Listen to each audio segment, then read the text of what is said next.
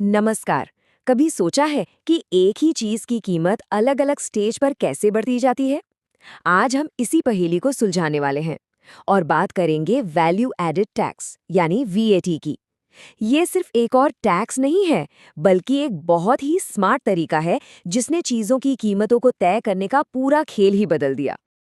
तो आज हम क्या क्या समझने वाले हैं। सबसे पहले हम देखेंगे कि पुरानी टैक्स व्यवस्था में क्या गड़बड़ थी। फिर हम वैल्यू एडेड टैक्स यानी वैट से मिलेंगे और जानेंगे कि ये है क्या। इसके बाद हम देखेंगे कि वैट ने उस पुरानी समस्या को कैसे सुलझाया और इसका हम सब पर क्या असर पड़ा। और आखिर में इस पूरी कहानी से सबसे ज़रूरी बात क्या निकल कर आती है। तो चलिए शुरू करते हैं उस प्रॉब्लम से जिसकी वजह से सालों तक चीज़ों की कीमतें बेवजह बढ़ती रहीं। इस समस्या का नाम है कैस्केडिंग टैक्स इफेक्ट। एक ऐसा सिस्टम जो न सिर्फ बहुत कंफ्यूजिंग था बल्कि काफी अनफेयर भी था।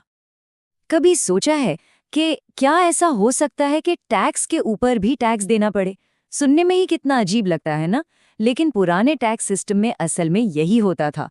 मतलब उस टैक्स पर भी टैक्स देना पड़ता था जो पहले ही कोई दे चुका है। और इसी को कहते हैं कैस्केडिंग इफेक्ट।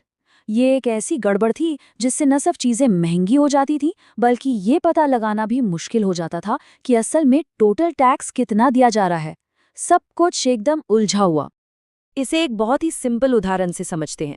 मान लीजिए एक मैन्युफैक्चरर ने 100 रुपए की कोई चीज बनाई। उसने 10% टैक्स लगाकर यानी 10 रुपए टैक्स जोड़कर उसे 110 रुपए में एक होलसेलर को बेच दिया। अब जब होलसेलर उसे आगे बेचेगा तो वो पूरे 110 रुपए पर टैक्स लगाएगा, मतलब उस कीमत पर जिसमें पहले वाला 10 रुपए का टैक्स भी शामिल है। और यही गड़बड़ आगे भी चलती रहती है। नतीजा, कस्टमर तक पहुंचते पहुंचते चीज बहुत ज्यादा महंगी हो जाती है। तो इस उलझी हुई गुत्थी का, इस प्रॉब्लम का सल्यूशन क्या था? जवाब है वैल्यू एडेड टैक्स यानी कि वैट। एक ऐसा सिस्टम जिसने आकर सब कुछ बदल दिया। वैट का आइडिया बहुत ही सिंपल और शानदार है। ये कहता है कि टैक्स पूरी कीमत पर मत लगाओ, सिर्फ उस वैल्यू पर लगाओ जो हर स्टेज पर ऐड की गई है। और इसका जो सबसे बड़ा हथियार है वो है इनपुट टैक्स क्रेडिट। चलिए देखते हैं ये क्या है। तो चलिए अब देखते हैं कि ये स्मार्ट सिस्टम असल में काम कैसे करता है और उस टैक्स पर टैक्स वाली प्रॉब्लम को जड़ से कैसे खत्म करता है।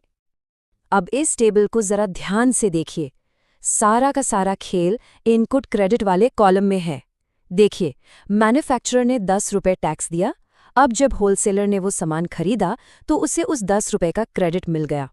इसका मतलब ये हुआ कि उसे अपनी जेब से सिर्फ 2 रुपए और देने पड़े। इसी तरह रिटेलर को 12 रुपए का क्रेडिट मिल गया और उसने अपनी तरफ से सिर्फ 3 रुपए टैक्स चुकाया। तो टोटल टैक्स कितना जमा हुआ? सिर्फ 15 रुपए। और ये 15 रुपए क्या है? ये फाइनल कीमत यानी 150 रुपए का ठीक 10% है। कोई छिपा हुआ टैक्स नहीं, कोई टैक्स पर टैक्स नहीं, सब कुछ एकदम साफ। तो फर्क साफ है ना? एक तरफ है वो पुराना उलझा हुआ और महंगा सिस्टम और दूसरी तरफ है ये साफ सुथरा और ईमानदार वैट सिस्टम। कितना बड़ा सुधार था ये। लेकिन वैट सिर्फ टैक्स की गणित को ठीक करने के लिए नहीं था। इसका हमारी पूरी इकोनॉमी पर, हमारे बिजनेस करने के तरीकों पर बहुत गहरा असर पड़ा। वैट ने न सिर्फ टैक्स पर टैक्स की समस्या खत्म की बल्कि इसने पूरे सप्लाई चेन को ट्रांसपेरेंट बना दिया।